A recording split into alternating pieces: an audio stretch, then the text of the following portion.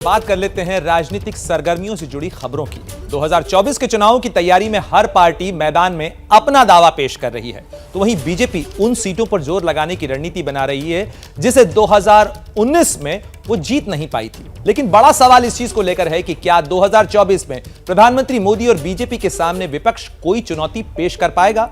जो पार्टियां मैदान में एनडीए के खिलाफ दावा पेश कर रही हैं और जिनके नेताओं की पीएम बनने की चाहत है, वो तस्वीरें आप देख रहे हैं।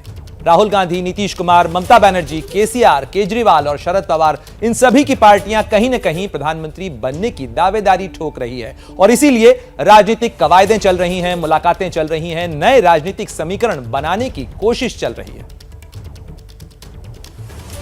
तो प्रधानमंत्री मोदी वर्सेस कौन, इसको लेकर जो कवायद चल रही है, गठबंधन को लेकर सवाल उठ रहे हैं। भ्रष्टाचार को पर लगाम लगाने के लिए जिस तरीके से कोशिशें चल रही हैं, उसमें क्या समीकरण उभरेंगे? नीतीश कुमार अभी दिल्ली में विपक्षी एकता का झंडा बुलंद किए हुए हैं, लेकिन उनकी सबसे बड़ी चुनौती तो उनके सामने विपक्ष की एकजुटता को लेकर ही है। ममता बनर्जी और लेफ्ट एक दूसरे के धुर विरोधी हैं और इनको एक मंच पर आखिर कैसे लाएंगे नीतीश कुमार?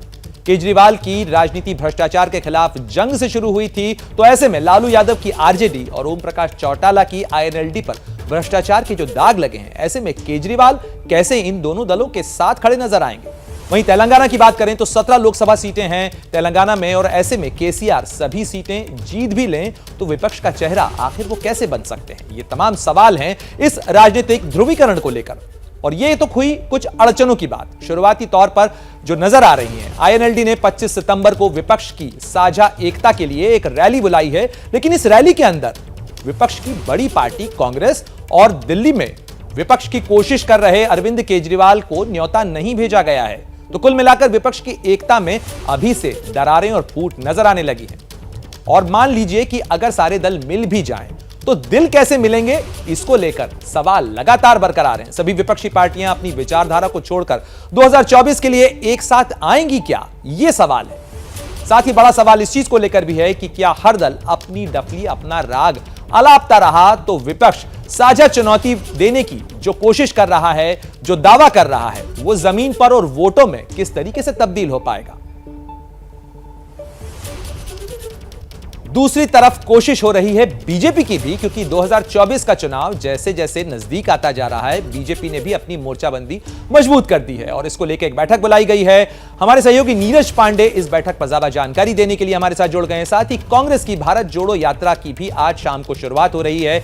जैनेंद्र कुमार हमारे सहयोगी इस खबर पर ज्यादा जानकारी और अपडेट के साथ हमारे साथ जुड़ेंगे। तो वहीं केजरीवाल के हरियाणा दौरे पर दीपक रावत और नीतीश कुमार के दिल्ली दौरे की जानकारी देने के लिए भी हमारे तमाम सहयोगी हमारे साथ हैं और आईएनएलडी की रैली के लिए सचिन कुमार के पास आपको लेकर चलेंगे। तो बहरहाल सबसे पहले रुख करेंगे जैनेंद्र का। जैनेंद्र, कांग्रेस आईएनएलडी ने जो बुलाई है, रैली बुलाई है 25 सितंबर को, कांग्रेस को तो न्योता भी नहीं दिया गया इस रैली के अंदर। दूसरी तरफ कांग्रेस जो भारत जोड़ो यात्रा कर रही है, वो पार्टी को जोड़ने की यात्रा है या विपक्ष की चुनौती को मजबूत करने के लिए, 2024 में कोई चुनौती बन सके इसके लिए?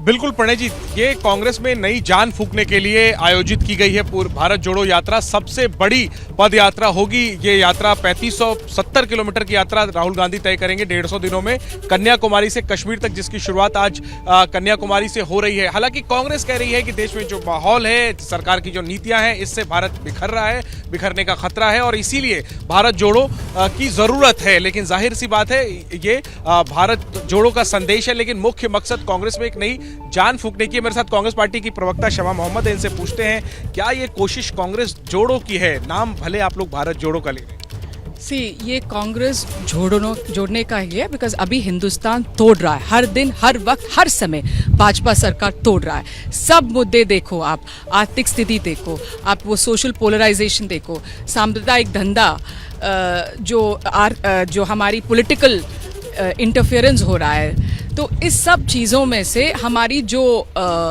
ये लोकतंत्र खत्म हो रहा है, subversion of democracy. Rahul Gandhi के पैदल चलने से भारत कैसे जुड़ेगा? राहुल गांधी, अभी हमने कोई कौन है हमारे प्रधानमंत्री, कहते हैं ना मन की बात, जो हम सब लोगों को सुनना पड़ता है। अभी ये जनता की बात है, जनता की जो बहुत समस्या है। सब लोग डर पे रहते हैं आजकल इस हिंदुस्तान में, कुछ भी बोलो प्रधानमंत्री के खिलाफ तो जेल जा सकते हैं। तो भी इसी वजह से राहुल गांधी जी ने क्या सोचा कि मैं जनता की जो आवाज है वो सुनना चाहते वो, इसीलिए मन की बात नहीं है, जनता की बात है। किया जा रहा है भारत जोड़ो यात्रा पर बीजेपी नेताओं की तरफ से। असम के मुख्यमंत्री हैं, उन्होंने कहा कि भारत तो टूटा था 1947 में, राहुल गांधी को पाकिस्तान जोड़ना चाहिए भारत जोड़ो के लिए। क्या उनसे पूछ लीजिए कि भारत को पाकिस्तान को किसने तोड़ा है? इंदिरा गांधी ने तोड़ा है, 2 देश बनाए हैं, पाकिस्तान और बांग्लादेश। कांग्रेस पार्टी ने तोड़ा है। और किसने जाके नवाज शरीफ को गले लगाया? किसने जाके 10 साल से मनमोहन सिंह जी पाकिस्तान नहीं गया, 30 साल। तो हम भारत जोड़ेंगे और वो तोड़ रहा है भारत। ठीक है, तो बीजेपी तोड़ रही है, कांग्रेस जोड़ रही है, ये दावा है कांग्रेस का। बड़ी यात्रा शुरू हो रही है, महत्वाकांक्षी यात्रा है, बड़ी उम्मीदें हैं कांग्रेस पार्टी को। देखना होगा कि राहुल गांधी कैसे इस पूरे यात्रा को कैरी करते हैं और कैसे संदेश देते हैं। प्रणय जी, और जहां तक हरियाणा का सवाल आपने पूछा, तो आईएनएलडी जो है वो कहीं ना कहीं कांग्रेस और आईएनएलडी हमेशा आमने सामने रहे हैं हरियाणा की राजनीति में। जाहिर सी बात है कि आईएनएलडी की रैली में कांग्रेस को न्योता तो नहीं मिलेगा, लेकिन कांग्रेस के लिए एक विडंबना वाली स्थिति यह है कि उसमें कांग्रेस के सहयोगियों को न्योता दिया गया है। नीतीश कुमार, जिनकी सरकार में कांग्रेस शामिल है, वो उस मंच पर मौजूद रहेंगे। तो कुल मिलाकर के कांग्रेस के लिए ये जरा स्थिति ऐसी रहेगी जिस सवाल से वो बचने की कोशिश करेंगे। लेकिन बिल्कुल जैनेंद्र, बहुत सारी राज्य के विसात के ऐसे बहुत सारे समीकरण हैं जहां अलग अलग दल विपक्ष के अलग अलग खेमों में खड़े नजर आ रहे हैं। हम रुक करेंगे, नीरज पांडे भी हमारे साथ जुड़े हुए हैं। नीरज, जिस तरीके से आप सुन रहे थे, कांग्रेस के नेता आज जो आरोप लगा रहे हैं, बीजेपी क्या काउंटर करने की तैयारी कर रही है? बीजेपी ने आज जो बैठक बुलाई है, क्या एजेंडा है उसका? देखिए प्रणय, आपने सुना हो हेमंत बिस्व शर्मा का बयान। हेमंत बिस्व शर्मा ने साफ तौर पे कहा कि भारत तो पहले से ही जुड़ा हुआ है, भारत को जोड़ने के लिए पहले पाकिस्तान को जोड़ना पड़ेगा अगर पुराने भारत को देखना है। तो उन्होंने राहुल गांधी पर कटाक्ष किया है कि राहुल गांधी को ये अपनी यात्रा पाकिस्तान में शुरू करनी चाहिए। अब आपने जो दूसरी बात की कि भारतीय जनता पार्टी की क्या, भारतीय जनता पार्टी ने कल एक बैठक की, बैठक करने के बाद उन 144 सीटों पर अपना ध्यान केंद्रित किया है जहां पे भारतीय जनता पार्टी चुनाव या तो बहुत कम मार्जिन से हारी है या दूसरे नंबर पर रही है। तो भारतीय जनता पार्टी की जो प्लानिंग है, आपने चूंकि पहले ही सब चीज़ें बताई कि जो विपक्ष है अलग अलग खेमों में बटा है, उनका एकजुट होना बड़ा मुश्किल है। भले नीतीश कुमार प्रयास कर रहे हैं, इससे पहले केसीआर ने प्रयास किया, ममता बनर्जी ने प्रयास किया, लेकिन हर राज्य की अपनी अलग तरह की राजनीति है, सबकी आइडियोलॉजी अलग है। ऐसे में सबको एक मंच पर लाना बहुत मुश्किल काम दिखाई पड़ रहा है, खासकर ऐसे में जब कांग्रेस अपने आप में एक बड़ा दल है विपक्ष में। तो उसी का फायदा भारतीय जनता पार्टी उठाना चाहती है। और भारतीय जनता पार्टी की जो कल बैठक हुई जिसमें अमित शाह खुद मौजूद थे, उनका साफ मानना है कि जो 144 हारी हुई सीटें हैं, यदि हम उनमें 50% से ज़्यादा सीटें जीतते हैं, ये वो सीटें हैं जो विपक्ष के पास हैं, तो उसमें भारतीय जनता पार्टी एक बहुत बड़ी सेंध लगा सकता है। उन्होंने अपने नेताओं के सामने ये भी टारगेट दिया कि जब हम पिछली बार यानी कि 2019 में लोकसभा चुनाव लड़ने जा रहे थे, तो उस समय हमने हारी हुई सीटों को जीतने का जो लक्ष्य रखा था, तो उसमें हम करीब 30% जीत पाए। लेकिन इस बेंचमार्क को हम 50% तक अगर ले जाते हैं तो विपक्ष के लिए बहुत बड़ी चुनौती हम 2024 में पेश कर सकते हैं। ये अलग है कि विपक्ष खेमेबंदी करने की कोशिश कर रहा है, लेकिन भारतीय जनता पार्टी की जो तैयारी है वो अपने आप में 2024 के चुनाव को लेकर है और वो बड़े आश्वस्त दिखाई पड़ रहे हैं। कल हमने बहुत नेताओं से ऑफ द रिकॉर्ड बात भी की, तो उनका साफ मानना है कि जिन राज्यों में हम चुनाव लोकसभा में हारे थे, उन राज्यों में हमें बहुत सकारात्मक रुझान मिल रहे हैं, लोगों का प्यार मिल रहा है और हम उस उम्मीद पर खरा उतरेंगे जो पार्टी ने तय किया है। जी प्रणय। जी निश्चित रूप से नीरज, जैसा आप कह रहे हैं, बीजेपी लकीर बड़ी करने की कोशिश कर रही है 2024 में, लेकिन जो कवायद चल रही है वो अलग अलग जगह पे अलग अलग खेमों में चल रही है। एक खेमा अरविंद केजरीवाल का भी है। आम आदमी पार्टी न केवल अपना ग्राफ बढ़ाने की कोशिश कर रही है बल्कि विपक्ष की एक धुरी बनाने की भी कोशिश कर रही है। हम सीधे चलेंगे दीपक रावत के पास। दीपक, अरविंद केजरीवाल को हरियाणा में आईएनएलडी की जो रैली होती है 25 सितंबर में विपक्ष की, उसके लिए तो बुलाया नहीं गया, तो ये आज हरियाणा के दौरे पर अरविंद केजरीवाल क्या करने पहुंचे हैं? जी प्रणय, जो सवाल आप पूछ रहे हैं उसका जवाब आपको सिर्फ एक पोस्टर के जरिए मिल जाएगा। पोस्टर दिखा देता हूँ। ये हिसार में आज अरविंद केजरीवाल पहुंच रहे हैं और ये देखिए पोस्टर लगा हुआ है और अरविंद केजरीवाल की तस्वीर, भगवंत मान की तस्वीर के नीचे लिखा हुआ है कि भावी प्रधानमंत्री अरविंद केजरीवाल।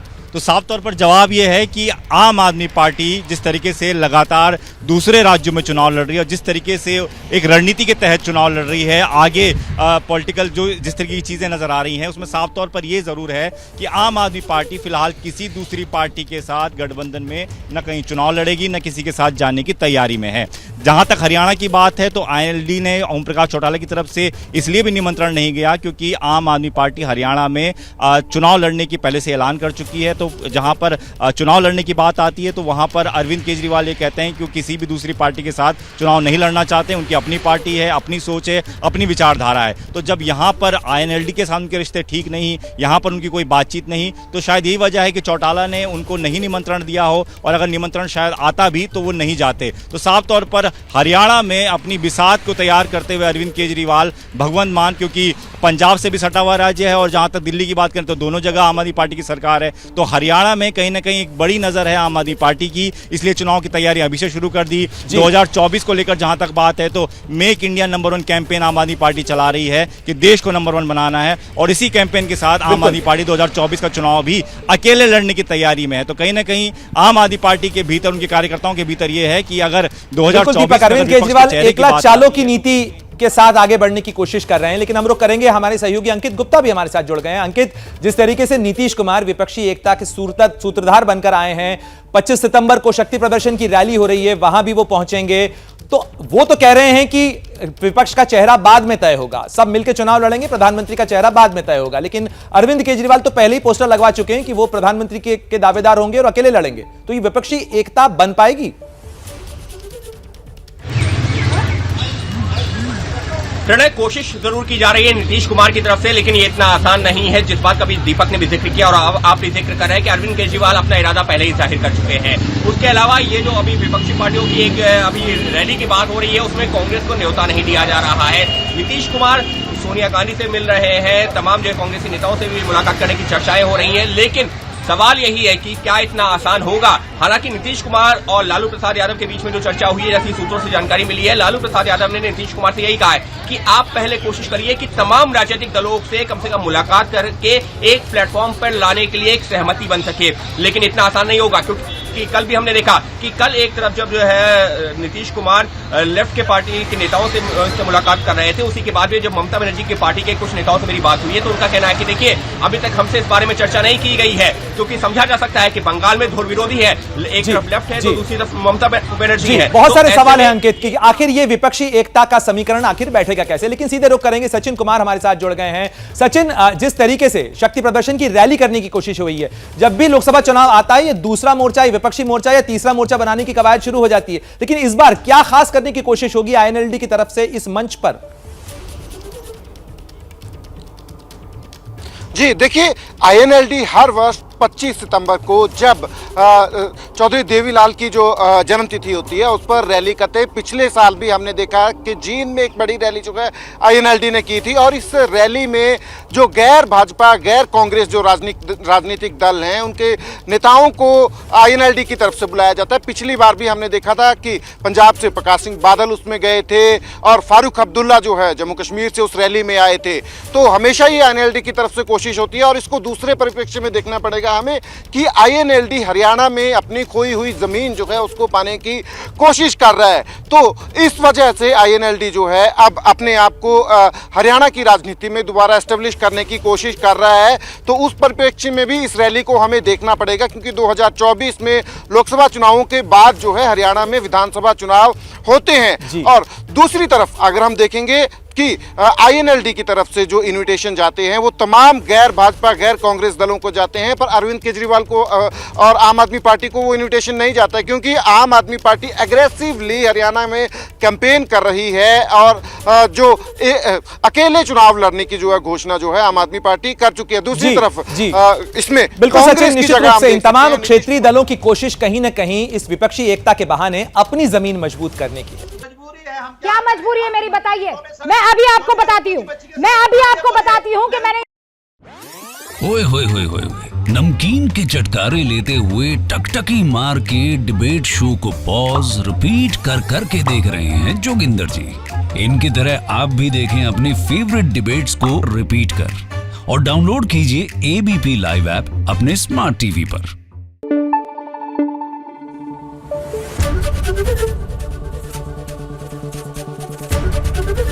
ABP न्यूज आपको रखे आगे।